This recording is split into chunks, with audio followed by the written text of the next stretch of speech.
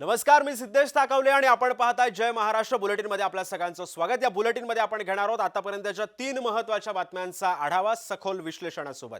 त्यामुळे आपण या 3 बातम्या पाहूयात। बुलेटिनच्या सुरुवातीलाच बातमी आहे ती म्हणजे गणेशोत्सवासंदर्भातली। गणेशोत्सवादरम्यान कोकणामध्ये जाणाऱ्या चाकरमान्यांसंदर्भामध्ये अतिशय महत्त्वाची बातमी आहे। गणेशोत्सव अवघ्या काही 2 दिवसांवरती येऊन ठेपलाय आणि त्यामुळे आता कोकणवासियांची गणेशोत्सवाला जाण्यासाठी धावपळ सुरू आहे। कोकणवासियांना रस्त्यांवरचे खड्डे, वाहतूक कोंडीचा त्रास आणि एक्सप्रेसला तुडुंब गर्दी अशा सर्व संकटांचा सामना करत गाव गाठावं लागतंय। इतकंच नाही तर तब्बल 24 तास या गणेश भक्तांना रेल्वे स्थानकावरती काढावे लागतायत। त्यामुळे गणेश भक्तांचे मोठे हाल होत आहेत। दुसरी बातमी आहे मद्य परवान्यांसंदर्भातली। अनेक लोकप्रिय घोषणांची अंमलबजावणी करण्यात आली। या घोषणांचा राज्याच्या तिजोरीवर भार कमी पडेल अशी आशा होती, मात्र मद्य विक्रीच्या परवान्यांपैकी 96 परवाने हे राजकीय कुटुंबांशी संबंधितांना मिळणार आहे। सरकार 41 मद्य निर्मिती उद्योगांना प्रत्येकी 8 असे 328 परवाने देणार आहे। एकूण 328 पैकी 96 परवाने हे राजकीय कुटुंबांशी संबंधितांच्या झोळीत पडणार असल्याचं समजतंय।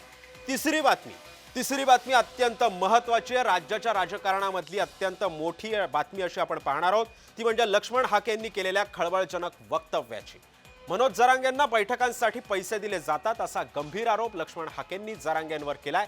एका मतदारसंघातून आमदार 10 ते 15 लाख रुपये जरांगेंना देतात असं सुद्धा हाके म्हणालेले। या 3 बातम्यांचं आपण सखोल विश्लेषण करणार आहोत।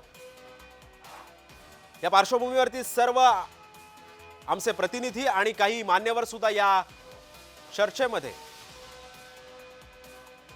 चर्चेमध्ये सहभागी होणार आहेत। सुरुवातीला आपण पाहतोय ह्या 3 महत्त्वाच्या बातम्या आहेत। पहिली बातमी आहे कोकणामध्ये जाणाऱ्या चाकरमान्यांसंदर्भातली। चाकरमान्यांचे मोठ्या प्रमाणामध्ये सध्या हाल होत आहेत। दुसरी बातमी आहे ती म्हणजे मद्य विक्री परवान्यांसंदर्भातली। मद्य विक्री परवान्यांच्या संदर्भामधली सुद्धा ही अत्यंत मोठी बातमी आहे। तर तिसरी बातमी आहे लक्ष्मण हाकेंनी जरांगेंवर केलेल्या आरोपांसंदर्भातली।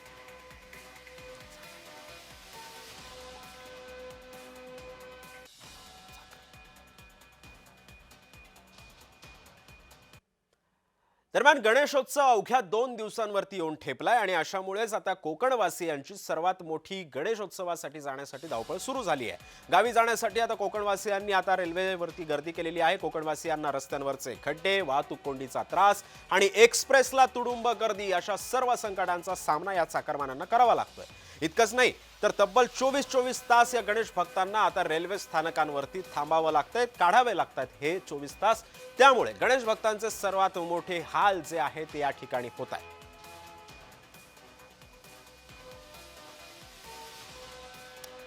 दरम्यान मुंबईवरच्या स्थानकावरची सध्याची स्थिती काय आहे हे सांगण्यासाठी आमचे प्रतिनिधी शुभम उमाळे सध्या आपल्यासोबत जोडला गेलाय। शुभम, आता जर आपण बघितलं तर चाकरमानी सर्वाधिक मोठ्या संख्येने आता गावाकडे जाण्यासाठी तयार झालेले आहेत। गावाकडे जाण्याची लगबग त्यांची सुरू आहे। गणेशोत्सव 2 दिवसांवरती येऊन ठेपलाय आणि अशातच त्यांना आता जाता येत नाहीये। रेल्वे स्टेशनवरती त्यांना काही काळ 24 तास थांबावं लागतंय। सरकार एवढी तयारी करतं, एवढ्या सुखसुविधा या चाकरमान्यांसाठी उपलब्ध करून देते, मात्र हा घोळ होतोय तरी कुठे?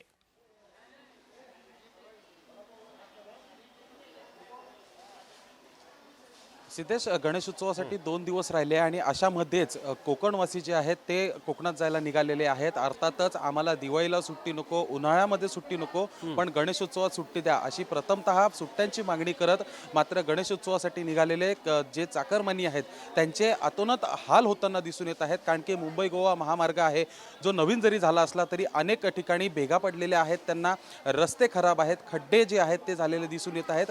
दुसरीकडे समजा रेल्वेने प्रवास करायचा असेल तर तासोन तास रेल्वे ज्या आहेत त्या उशिराने धावताना दिसून येत आहेत। कारण की अर्थातच स्पेशल ट्रेन असतात, त्यामुळे नेहमीच्या ज्या ट्रेन्स आहेत आणि स्पेशल ट्रेन्स आहेत त्यामुळे कुठेतरी टायमिंग जे आहे ते मॅच होत नाही। रेल्वे प्रशासनाकडनं काहीतरी याच्यात गडबड होताना सातत्याने दरवर्षी दिसून येते आणि अशामुळे 6-6, 7-7 तास ट्रेन ही एकाच ठिकाणी उभी असते आणि त्यामुळे नागरिकांचे प्रचंड हाल होताना दिसून येतात।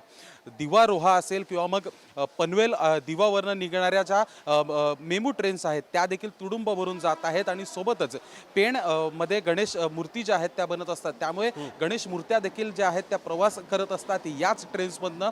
पण मात्र समजा बघायला गेलं तर मग आधी प्लॅटफॉर्मवर थांबा, ज्यावेळेस स्पेशल ट्रेन या ठिकाणी सुटेल त्या ठिकाणावरनं ती ट्रेन निघाल्यानंतर ती किती वाजता पोहोचेल याची कोणतीही शुभम, या सगळ्या पार्श्वभूमीवरती नियोजनाचा कुठेतरी सावळा गोंधळ पाहायला मिळतो। नियोजन कुठेतरी फसतं या ठिकाणी। अर्थातच नियोजन जे आहे ते चोख होताना दिसून येत नाही, कारण की ज्या रोजच्या जाणाऱ्या मेल एक्सप्रेस असतील किंवा एक्सप्रेस ट्रेन्स असतील हो. त्या आणि सोबतच स्पेशल ट्रेन्स ज्या निघतात, कारण की सध्या रेल्वेने 400 पेक्षा जास्त स्पेशल ट्रेन काढलेल्या आहेत आणि सोबतच काही शुभम राजकीय तू पक्ष असतात सोबतच किंवा राहा. या बातमीवरती आपण परत एकदा येऊयात. मात्र एक मोठी बातमी आहे ती म्हणजे लक्ष्मण हाकेंनी केलेल्या खळबळजनक वक्तव्याची. जरांगेंना बैठकांसाठी पैसे दिले जातात असा गंभीर आरोप ओबीसी नेते लक्ष्मण हाकेंनी केलेला आहे आणि याच मतदारसंघातून आमदार 10 ते 15 लाख रुपये देतात असं सुद्धा हाके म्हणतायत. या हाकेंच्या या आरोपांनंतर सध्या राजकीय वर्तुळामध्ये चर्चांना उधाण आलेलं आहे. थेट गंभीर आरोप जे आहेत ते मनोज जरांगे पाटलांवरती हाकेंनी केलेले आहेत आणि याच संदर्भामध्ये बोलण्यासाठी ओबीसी नेते लक्ष्मण हाके सुद्धा आपल्यासोबत जोडले गेलेले आहेत. लक्ष्मणजी, स्वागत आहे तुमचं जय महाराष्ट्रमध्ये. जे तुम्ही आरोप केलेले आहेत जरांगे पाटलांवरती, नेमक्या या आरोपांमध्ये तथ्य काय आणि नेमके पुरावे काय काय आहेत? कोणकोणत्या आमदारांनी जरांगेंना पैसे दिलेत? हे बघा, बीड जिल्ह्यामध्ये जर तुम्ही आलात बर तर ज्या मुख्यमंत्र्यांवरती जरांगे पाटील, ज्या देवेंद्र फडणवीसांवरती आईमाईवरून शिव्या देत आहेत, हम्म, ज्या देवेंद्र फडणवीस साहेबांच्या मंत्रिमंडळामध्ये जे उपमुख्यमंत्री पदावर हम्म, जे अजितदादा पवार बसलेले आहेत, त्याच राष्ट्रवादी अजितदादा पवार गटाचे आमदार हम्म, या बीड जिल्ह्यामधल्या प्रत्येक रस्त्यावरती, मोठ्या हायवेवरती 50x100चे बॅनर लावून जरांगे पाटलांना रसद पुरवतायत, पाठिंबा देत आहेत, जाहीर पाठिंबा देत आहेत. हम्म, शरदचंद्रजी पवार गटाचे खासदार बीडचे त्यांना पाठिंबा देत आहेत. हम्म. मला एक सांगा, हे आमदार, खासदार, बैठका, गाड्या, तुम्हाला सांगतो मोठमोठे बॅनर्स आणि बैठका, हे पैसा येतो कुठून? हम्म. आणि लक्ष्मण हाके ओबीसीच्या प्रश्नासंदर्भात बोलले की निवडून आलेल्या आमदाराला त्या 2-3 लाख मतदारांचं त्या विधानसभा कन्सिस्टन्सीचं दायित्व असतं, पालकत्व असतं. निवडून आलेल्या आमदारांनी असे मोठे बॅनर लावावेत, जरांगेंना पाठिंबा द्यावा, म्हणजे यांना ओबीसींना यांनी गृहीत धरलंय का? ओबीसींना काय तो ओबीसी बाबत हे बोलणार आहेत हे त्यांनी एकदा जाहीर करून टाकावं ना. ते राहिलं बाजूला, त्या गेवराईच्या आमदारानं माझा पुतळा जाळला का? रात्री 2 वाजेपर्यंत त्या गेवराईचे आमदार विजय पंडितांचे चेले चपाटे भुरटे गरदुल्ले त्यांनी मला रात्री 2 वाजेपर्यंत मला शिव्या देत आहेत. माझा पुतळा ज्या ठिकाणी गेवराईत जाळलाय ना, त्या ठिकाणी मी आता निघालोय. पुतळा काय जाळताय? अरे मला जाळा तिथं तुम्ही, मी येतोय ना तिथं आता. आमचं म्हणणं एवढंच आहे, आम्हाला जाळून जर तुम्हाला मराठा आरक्षण घ्यायचं असेल, आता तर ओबीसीचं आरक्षण महाराष्ट्रातलं संपलेलंच आहे. कारण 58 लाख कुणब्याच्या नोंदी झालेत म्हणून छाती ठोकपणे जर जरांगे सांगत असतील, हा. तर महाराष्ट्राच्या मुख्यमंत्र्यांनी गावगाड्यातला महाराष्ट्राच्या सोसायटी मधला 50% ओबीसी वाऱ्यावर सोडलाय का? मराठा जर इन्क्लूड झाला या ओबीसी रिझर्वेशन मध्ये, तर बलुत्या आलुत्याचं काय होईल? कुडमुड्या जोशी, मेडंग्या जोशी, गावगाड्यातला सुतार, लोहार, कुंभार, बेरड, बेडर, रामोशी, अरे या माणसांचं काय होईल? माळी, साळी, कोळी, तेली, गुरव, घडशी, नाभिक, सुतार, लोहार, कुंभार, काय होईल या माणसांचं? त्यांच्या स्पर्धेमध्ये टिकतील का मुख्यमंत्री महोदय? त्यांच्या स्पर्धेमध्ये, या राज्यकर्त्या जमातीच्या स्पर्धेमध्ये हा गावगाड्यातला सोशल डिस्क्रिमिनेशन झालेला, सामाजिक न्यायाच्या प्रतीक्षेमध्ये असलेला हा क्राऊड टिकेल का त्यांच्या स्पर्धेत? बर. पण लक्ष्मणजी, या आता मी तुम्हाला प्रश्नासाठी आम्ही थोडंसं भांडतोय. थांबवतो. अजून एक अपडेट आलेली आहे ती म्हणजे अशी की मनोज जरांगे मुंबईवर जाण्यावरती ठाम आहेत. 29 ऑगस्टला मनोज जरांगेंचा मुंबईमध्ये धडक मोर्चा पार पडतोय. आता नेमका या सगळ्या पार्श्वभूमीवरती मनोज जरांगे मुंबईवरती येण्यासाठी ठाम आहेत. उपस्थितांमध्ये बीडच्या मांजरसुबा इथं एक इशारा बैठक सुद्धा पार पडली. नेमकं बैठकीतून जरांगेंनी काय इशारा दिला होता आपण तो आधी एकदा ऐकूयात. मी पुन्हा एकदा तुमच्याकडे येतोय.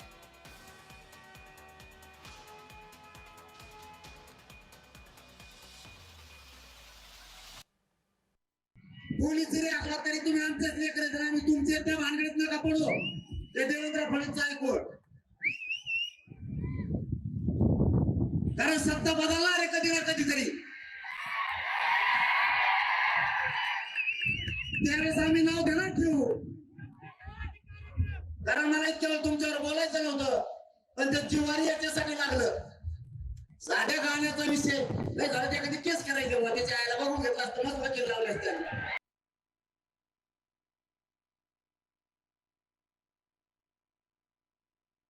खरं म्हणजे लोकशाहीमध्ये प्रत्येकाला आंदोलन करण्याचा अधिकार आहे. आता मराठा आरक्षणासंदर्भात सर्व महाराष्ट्राला कल्पना आहे की 10% आरक्षण माननीय देवेंद्र फडणवीस साहेबांनी दिलेलं आहे. आता त्या ठिकाणी कायद्याच्या चौकटीत जे म्हणून मराठा समाजाला देता येईल ते देण्याचा मानस आणि भूमिका सरकारची निश्चितच प्रत्येक वेळेला राहिलेली आहे. लक्ष्मणजी, आपण जर आता जरांगेंचा बाईट ऐकला असेल तर त्यांनी त्या सभेमधून थेट इशारा दिलेला आहे, सत्ता पालट झाल्यानंतर मी कुणाला सोडणार नाही.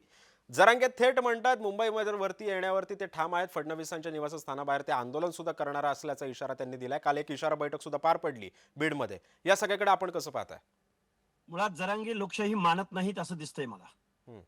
जरांगे महाराष्ट्रातल्या ओबीसीच्या हक्क अधिकारावर चकार शब्द बोलत नाहीत. ते एका बाजूला म्हणतात की ओबीसी आणि आम्ही भाऊ आहोत. हम्म. मग त्या ओबीसीचं घर उद्ध्वस्त, झोपडं उद्ध्वस्त करायला हे जरांगे चाललेत. हम्म. हे जरांगे हा बावळट माणूस आहे हो. इथल्या सत्ताधाऱ्यांनी त्याचे एवढे लाड केले. हम्म. अरे राष्ट्रद्रोह होत नाही का हो यानं? मुंबई मधली व्यवस्था बेकायदा वेठीस धरणारा माणूस, इथल्या मुख्यमंत्र्यांना शिव्या देणारा माणूस. मी काही भाजपचा कार्यकर्ता नाही बरं का. जे त्यांच्या भाजपच्या मांडीला लावून बसलेली माणसं आहेत ते त्याला उचकावत आहेत, त्याला चिथावणी देत आहेत. आणि आम्हाला मात्र महाराष्ट्राच्या मुख्यमंत्र्याला बोललं म्हणजे महाराष्ट्राचा अपमान नाही का हो? हम्म. अजितदादा पवारांना विचारायचं डेअरिंग करतील का मुख्यमंत्री महोदय? काय कळत नाही राहतो. सोळंकी नावाचा वयोवृद्ध आमदार, हा पंडित नावाचा आमदार मांडीला सरळ मांडी लावून अशा- कोण बसतात? पण हाकेजी, तुम्ही आता जो आरोप करताय मांडीला मांडी लावून बसतात, नेमकं कोण बसतात? कोणावरती थेट रोख आहे तुमचा? अरे अजितदादा पवार नाहीत का उपमुख्यमंत्री पदावर? बर, थेट कोणाचे आमदार अजितदादांवरती आहेत हे तुमचा पण? आरोप आहे? अरे हे पंडित आणि हे सोळंकी कुणाचे आमदार आहेत? हम्म. अजितदादा पवारांचे आमदार नाहीत. हम्म. बरं, निवडून आल्यावर तुम्हाला एखाद्या जातीच्या आंदोलनामध्ये आमदाराला असं सहभागी होता येतं? हम्म. बरं, व्हा तुम्ही न्याय मागणीसाठी तुम्ही सामील व्हा, आमची अडचण नाही. पण ओबीसीचं झोपडं उद्ध्वस्त होत असताना तुम्ही बेकायदा मागणीला पाठिंबा देताय, जाहीर पाठिंबा देताय, बॅनर लावून पाठिंबा देताय. अरे लाज वाटते असल्या आमदारांची आणि असल्या पक्षप्रमुखांची. मुख्यमंत्री महोदयावर, कॅप्टन वरती शिव्या देतोय हा माणूस. आणि अजितदादा पवार काय हो, पैशासाठी तुम्ही बसलाय मुख्यमंत्री महोदयांच्या मांडीला मांडी लावून? लाज वाटते. मुख्यमंत्री महोदय ओबीसी तुम्हाला माफ करणार नाहीत. कसला हो तुमचा डीएनए ओबीसी? पण लक्ष्मणजी, तुम्ही मी तुमचे बाईट्स काही ऐकले, त्याच्यामध्ये तुम्ही असं म्हणाला होता की जरांगेंच्या ज्या काही मागण्या आहेत आरक्षणासंदर्भातल्या त्या रास्त आहेत. तुम्ही त्याचं समर्थन सुद्धा केलंय. मग हे सगळं असताना थोडासा मराठा अहो, आणि मागणी- ओबीसी या दोन अहो, समाजामध्ये, ऐका ना माझा ऐका हाकेजी, मराठा आणि ओबीसी या दोन समाजामध्ये जो काही तेढ निर्माण होतोय त्याला कुठेतरी आपण थांबवायचा प्रयत्न नाही करू शकत का? या सगळ्या पार्श्वभूमीतून काहीतरी एक समन्वय साधला पाहिजे ना दोन्ही समाजांना. हो, मान्य. हा. जरांगींची मागणी आरक्षणाची हम्म. ती देवेंद्र फडणवीसांनी 10% आरक्षण देऊन दिली ना. हम्म. त्याच्याही पलीकडे नरेंद्र मोदींनी परत ईडब्ल्यूएस वेगळं दिलंय 10%. Economical weaker section. हम्म. मग आता एवढं करून पण ह्यांना ओबीसी मधून का आरक्षण पाहिजे? कारण गावगाड्यातला सरपंच सुद्धा ओबीसीचा यांना होऊ द्यायचा नाही, पंचायतीचा मेंबर होऊ द्यायचा नाही, नगरसेवक होऊ द्यायचा नाही. हा. ओबीसीचं आरक्षण संपवण्याची कुटील राजनीती शरद कोण पवारांपासून करताय अजितदादा करताय पवार. कुटील राजनीती? कोणावरती रोख आहे अरे शरद- हाकेजी? तुम्ही धडाधड आरोप अहो, करताय, रोख कोणावरती आहे? अहो, शरद पवारांचा बजरंग सोनवणे नावाचा खासदार आहे की नाही? बजरंग सोनवणे असं करतात असं तुमचं म्हणणं आहे? अरे कालची फुटेज घ्या ना सगळे. तो प्रत्येक मीटिंग मध्ये, रॅलीमध्ये सहभागी झालाय. अजितदादा पवारांचे आमदार सहभागी झालेत. त्यांचे जाहीर स्टेटमेंट आहेत ना, कालचे स्टेटमेंट आहेत. लक्ष्मण हाकेचा पुतळा, एका मेंढपाळाच्या पोराचा पुतळा जाळतायत. अरे लाज वाटली पाहिजे. पिढ्यानपिढ्या आमदार खासदार पदावर आमची मतं घेऊन आमच्या पिढ्यांचं शोषण करून तुम्ही लिडरशिप करताय महाराष्ट्रामध्ये. तुम्ही आम्हाला हे आमचे उपकार फेडताय का? सोळंकी, अरे म्हाताऱ्या आमदारा, आता म्हणाल तुम्ही जीभ घसरली. लाज वाटली पाहिजे तुला. माजलगाव मध्ये धनगरांनी तुला मतदान दिलं नाही, ओबीसीनी मतदान दिलं नाही तुला, आणि तू त्या जरांगेला, बावळट माणसाला तू पाठिंबा देतो आणि आमचे पुतळे जाता तुम्ही. बरं लक्ष्मणजी, आता या सगळ्या तुमचा आक्रोश, तुमचा संताप हा सगळा एकंदरीत बघितल्यानंतर आता लक्ष्मण हाकेंची या सगळ्या पार्श्वभूमीवरती पुढची भूमिका काय असणार आहे? लक्ष्मण हाके जर सत्ताधारी माणसांना जर झुंड बघायला मिळत असेल, झुंडीवरती जर ते स्वार होऊन जर या जरांगे नावाच्या खुळचट माणसाला जर बळी पडत असतील, तर महाराष्ट्रातला अर्ध्याहून जास्त क्वांटम असलेला ओबीसी, भटका विमुक्त जाती जमाती या माणसांना एकत्रित येऊन महाराष्ट्रामध्ये ओबीसीची मुवमेंट जीव गेला तरी चालेल. आज मला शासनाचं कुठलंही संरक्षण नाही. महाराष्ट्राच्या मंत्रिमंडळात बसलेले ओबीसीचे मंत्री सुद्धा यावर बोलायला तयार नाहीत. एक साधा फोन कॉल करायला तयार नाहीत. जर ओबीसी भुजबळांनी तुम्हाला संपर्क साधायचा प्रयत्न नाही केला का या सगळ्या पार्श्वभूमीवरती? ते सुद्धा ओबीसी नेते आहेत. त्यांनी सुद्धा अनेकदा ओबीसी समाजासाठी त्यांनी सुद्धा अनेकदा आवाज सुद्धा उठवलेला आहे. तुम्ही सुद्धा आवाज ओबीसी समाजासाठी काम करताय. भुजबळांनी तुम्हाला संपर्क साधण्याचा प्रयत्न नाही केला किंवा तुम्ही नाही भुजबळांकडे गेलात कधी? मी काल परवा दिवशी एक संपर्क केला, 2-3 वाक्याचा आमचा संवाद झाला आणि मी त्यांना नेता मानत आलोय. ते शांत बसणाऱ्यातले नाहीयेत. इथपर्यंत आजपर्यंत माझा विश्वास आहे त्यांच्यावर. पण डझनावारी ओबीसीचे मंत्री असताना त्या त्या पक्षाच्या अजेंड्यावर त्यांनी काम जरूर करावं ना. पण ओबीसीच्या मंत्रिमंडळातल्या सगळ्या सदस्यांनी मुख्यमंत्री महोदयांची जाऊन भेट घेतली पाहिजे एकदा. नक्की काय आहे ती ओबीसी बांधवांना तुम्ही समजावून सांगा म्हटलं पाहिजे. एवढा महाराष्ट्र अस्वस्थ होत असताना, समाजामध्ये दरी निर्माण होत असताना या लोकांना काही देणं घेणं नाही या गोष्टीचं. बर, ठीक आहे. धन्यवाद लक्ष्मणजी, तुम्ही जय महाराष्ट्र सोबत तुमचं म्हणणं मांडलं यासाठी धन्यवाद. आणि यानंतरची एक मोठी बातमी आहे ती म्हणजे दारू मद्य विक्री संदर्भामधली अनेक लोकप्रिय घोषणांची अंमलबजावणी करण्यात आली. या घोषणांचा राज्याच्या तिजोरीवरती भार कमी पडेल अशी आशा होती. मात्र मद्य विक्रीच्या परवान्यांपैकी 96 परवाने जे आहेत ते राजकीय कुटुंबांशी संबंधितांना मिळणार आहेत. सरकार 41 मद्य निर्मिती उद्योगांना प्रत्येकी 8 असे 328 परवाने देणार आहे. एकूण 328 पैकी 96 परवाने हे राजकीय कुटुंबांशी संबंधितांच्या झोळीत पडणार असल्याचं आता समजत आहे.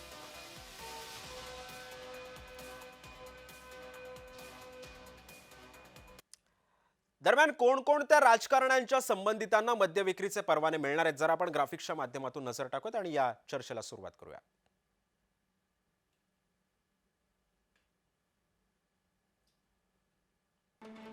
पंकजा मुंडेंचा चिरंजीव आर्यमान यांची रॅडिको एनव्ही डिस्टिलरची कंपनी.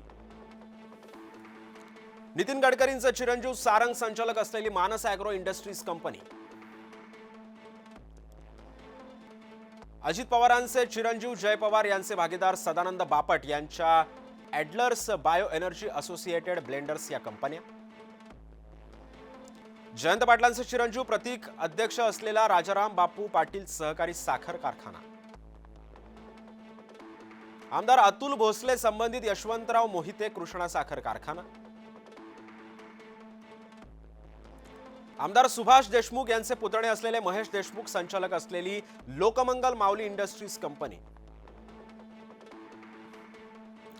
माजी आमदार संजय मामा शिंदे संचालक असलेली विठ्ठल कॉर्पोरेशन कंपनी. माजी आमदार मानसिंग नाईक यांची पत्नी, मुलगा आणि मुलगी संचालक असलेली विराज अल्कोहोल्स कंपनी. दरम्यान नव्या मद्य विक्री परवान्यांचा निर्णय का झाला आपण हे सुद्धा पाहतोय. सध्या राज्यामध्ये मद्य विक्रीची 1713 दुकानं आहेत. लोकांच्या विरोधामुळे 1974 पासून परवाने देणं बंद झालं. मद्य विक्रीमध्ये फक्त 900 व्यावसायिकांची मक्तेदारी पाहायला मिळाली. महाराष्ट्रामध्ये 328 नवे परवाने देण्याचा निर्णय घेण्यात आला. सरकार 41 मद्य निर्मिती उद्योगांना प्रत्येकी 8 असे 328 परवाने देणार आहे. परवान्यांपैकी 96 परवाने हे राजकीय कुटुंबाशी संबंधितांना मिळतील. राज्यातल्या 108 तालुक्यांमध्ये मद्य विक्रीचं एकही दुकानच नाहीये. महसुलीसाठी मद्य विक्री दुकानांची संख्या वाढवण्याचा निर्णय घेण्यात आला. नवे परवाने सर्वांसाठी खुले करण्यात आले.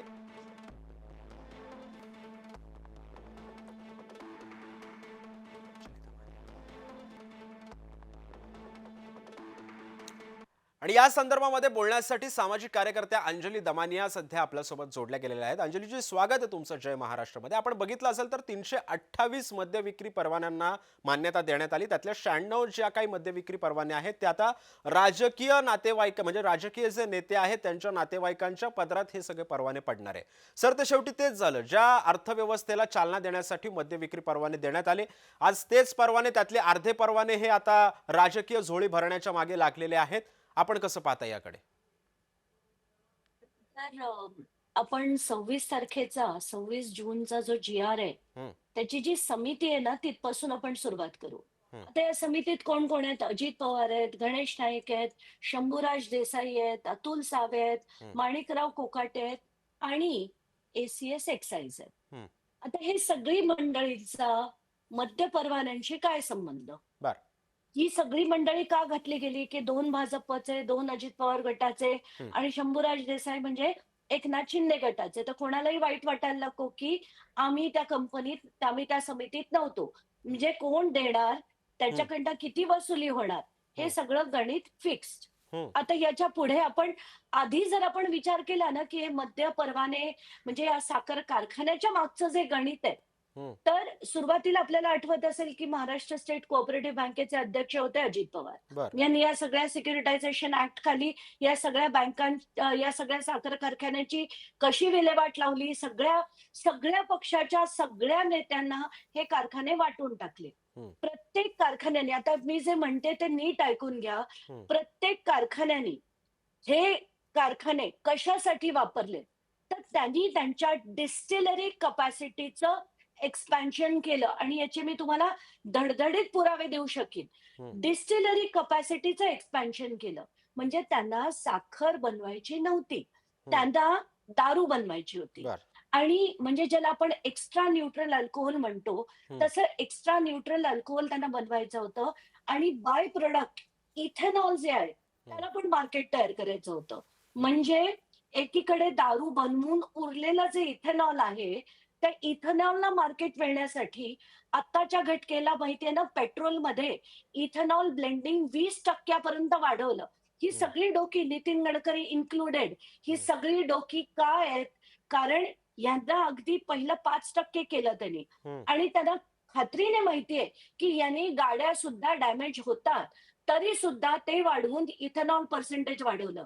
आता इथे डिस्टिलरी मॅन्युफॅक्चरिंग त्यांनी वाढवल्यानंतर त्यांना देशाचं कल्याण नाही, महाराष्ट्राच्या तिजोरीचं नाही, स्वतःच्या तिजोरीचं कल्याण करण्यासाठी प्रत्येक जे डिस्टिलरी एक्सपॅन्शन झालं होतं, त्याचे परवाने वाटण्यासाठी आणि आपल्या जवळच्या लोकांना वाटण्यासाठी, त्यातून पुन्हा पैसा बनवण्यासाठी हे सगळं केलं गेलंय आणि माझ्याकडे त्याची पूर्ण आकडेवारी आहे. कारण साखर कारखाने पूर्वी साखर बनवायचे आणि त्यात सुद्धा अमुक भाग त्यांना लेव्ही शुगर द्यायला लागायचा. हे सगळं मिळवून नाही आणि आपल्या याच्यातनं दारू जास्त बनावी म्हणून ENA प्रोडक्शनसाठी त्यांनी सुरू केलं. मग फॉरेन कंपनीज बरोबर टाय-अप्स केले आणि मग ही दारू बर. विकण्यासाठी हे 328 परवाने जे आहेत ते वाढवले गेले. हं. पण अंजलीजी, तुम्ही आता म्हणताय की ह्यांना सगळ्यांना आधीपासूनच हे सगळं माहीत होतं. म्हणजे एकंदरीत यांना चुणचुण कुणकुण लागलेली होती की बाबा जरी परवाने खुले झाले सर्वांसाठी की ते आपल्या पदरामध्ये ह्याचं माप पडणारच आहे, हे सगळं माहिती होतं आधी यांना? नाही, परवाने खुले होणार आहे ते नाही. परवाने खुले केले गेले. कारण यांचेच कारखाने आहेत सगळे. हं. त्यामुळे त्यांना स्वतःला फायदा करण्यासाठी दाखवायचं काय, की बाबा महाराष्ट्राला रेव्हेन्यू हवाय म्हणून आम्ही हे केलं. ते त्यांनी त्याच्यासाठी केलेलंच नाहीये. हे जे परवाने खुले केले गेलेत, हे स्वतःच्या फायद्यासाठीच केले गेलेत. बर. आणि या समितीचे अध्यक्ष अजित पवार कसे असू शकतात, जेव्हा जरांदेश्वर शुगर आता कन्नड आता ठीक आहे रोहित पवारांकडे आहे, पण या सगळ्या कारखान्यांमध्ये हो, जेव्हा हो. त्यांचा मुलगा स्वतः आहे, तशा याच्यातचे बर. समितीचे अध्यक्ष अजित पवार कसे असू बर. शकतात? नक्कीच. अंजलीजी, धन्यवाद. तुम्ही आमच्यासोबत या सगळ्या पार्श्वभूमीवरती तुम्ही तुमचं सखोल विश्लेषण केलं या संदर्भामध्ये. मात्र अजून एक मोठी बातमी आहे ती म्हणजे गणेशोत्सवासंदर्भातली. कोकणामध्ये जाणाऱ्या चाकरमान्यांसंदर्भामध्ये आता गणेशोत्सव अवघ्या 2 दिवसांवरती येऊन ठेपलाय आणि अशातच आता कोकणवासियांचे मोठे हाल होत आहेत. आपण जरा कोकणामध्ये जावं, तिथून आमचे प्रतिनिधी सुरेश कोलगेकर सध्या आपल्यासोबत जोडले गेलेले आहेत. सुरेश, चाकरमानी आता मुंबईवरून आता कोकणामध्ये येऊ लागलेले आहेत, मात्र 24-24 तास त्यांना रेल्वे स्टेशनवरती काढावे लागतात. कोकणामध्ये येणाऱ्या पर्यटकांची आता अवस्था कशी आहे? हा निश्चितच हा कोकणामध्ये सर्वात मोठा उत्सव म्हणजे गणेशोत्सव आणि गणेशोत्सव गौरी गणपती सणाला हजारो चाकरमानी हे कोकणात दाखल होतात. तळ कोकणात हा मोठा उत्सव म्हणून साजरा केला जातो. मात्र सध्या बघितलं तर कोकण रेल्वेला जवळजवळ 2 ते 3 महिने लोकांनी अगोदर चाकरमान्यांनी बुकिंग केलं. मात्र आजही त्यांना येताना खूप त्रास सहन करावे लागतात. त्याचबरोबर 2.5 ते 3 तास ह्या ट्रेन आहेत सध्या त्या लेट आहेत. त्यामुळे चाकरमान्यांना जवळजवळ 12 ते 15 तास हा प्रवास करावा लागतो. त्यामुळे एकंदर चाकरमान्यांचे हाल होत आहेत. दुसरीकडे पाहिलं तर मुंबई गोवा महामार्गाची जी अवस्था आहे ती सध्या मुंबई गोवा महामार्गाची चाळण झालेली आहे आणि अशा वेळी जर चाकरमानी जर मुंबईतून आपल्या वाहनाने गावी यायचं असेल तरी सुद्धा त्यांना जो प्रवास आहे तो 17 ते 16 तासाचा प्रवास करावा लागतो. दुसरीकडे कोकण रेल्वेने रोरोची व्यवस्था केलेली होती. खरंय सुरेशजी, मात्र त्यामुळे रोरो तुम्ही व्यवस्था- सोबतच राहा. मी आता जरा शुभमकडे जातोय, कारण शुभम सुद्धा मुंबईमधल्या रेल्वे स्थानकांवरती आता आहे. शुभम, आपण जसं मगाशी सुरुवातीलाच आपण म्हटलं की कुठेतरी नियोजनाचा अभाव आपल्याला या ठिकाणी दिसून येतोय. सध्या प्रशासनाकडनं या संदर्भामध्ये आता पुढची पावलं काय उचलली जात आहेत? आता या सगळ्या चाकरमान्यांचे हाल होत आहेत, पुढची व्यवस्था काय करून दिली जाते प्रशासनाकडून? सिद्धेश, खरं तर प्रश्न उपस्थित होतो की काही उपाययोजना किंवा काही विशिष्ट नियोजन करण्यात येत आहे की नाही, की काही दिवसांचा प्रश्न आहे, रेटून जाईल वेळ, अशा पद्धतीचा प्रश्न जो आहे तो सध्या उपस्थित होत आहे. कारण की रेल्वे ज्या आहेत त्या 6-6, 7-7 तास उशिरा ज्या आहेत त्या धावत आहेत, कारण की सिग्नल मिळत नाही. कारण की रोजच्या ज्या एक्सप्रेस गाड्या असतात, सोबतच ज्या वेगळ्या ट्रेन्स असतात त्या देखील लांब पल्ल्याच्या गाड्या असतात, त्या देखील याच कोकण रेल्वेच्या ट्रॅकवरनं जात असतात. मग ते साऊथ साईडला असेल किंवा मग गोवा असेल किंवा असे अनेक विशिष्ट लांबच्या ज्या ट्रेन्स आहेत त्या देखील याच कोकण रेल्वेवरनं जे आहेत त्या जात असतात. त्यामुळे जशी कंडिशन आहे, जशी परिस्थिती आहे तसं होऊ द्या. जसा वेळ निघेल तशी एक एक ट्रेन सोडू. सध्या 400 पेक्षा जास्त ट्रेन ज्या आहेत त्या रेल्वेने सोडलेल्या आहेत. अनेक राजकीय पक्षांनी देखील विशेष सोय करण्यात आलेली आहे. सोबतच तुम्ही पनवेलवरनं समजा कोकणात जात असाल तर कर देखील जास्त आकारण्यात येतो. साधारणतः 300 ते 500 रुपये कर असतो. त्यासाठी प्रत्येकी 1000 ते 1200 रुपये प्रत्येक व्यक्तीसाठी जे आहेत ते आकारण्यात येत आहेत. नक्कीच नक्कीच नक्कीच, धन्यवाद. त्यामुळे आता आपण या सगळ्या पार्श्वभूमीवरती बघतोय की या 3 महत्वाच्या बातम्या आपण आतापर्यंत बघितल्या, यामधलं सखोल विश्लेषण सुद्धा आपण बघितलं. आमचे 2 प्रतिनिधी आणि सामाजिक कार्यकर्त्या अंजली दमानिया सुद्धा आपल्यासोबत जोडल्या गेलेल्या होत्या. आपल्या सर्वांचे आभार.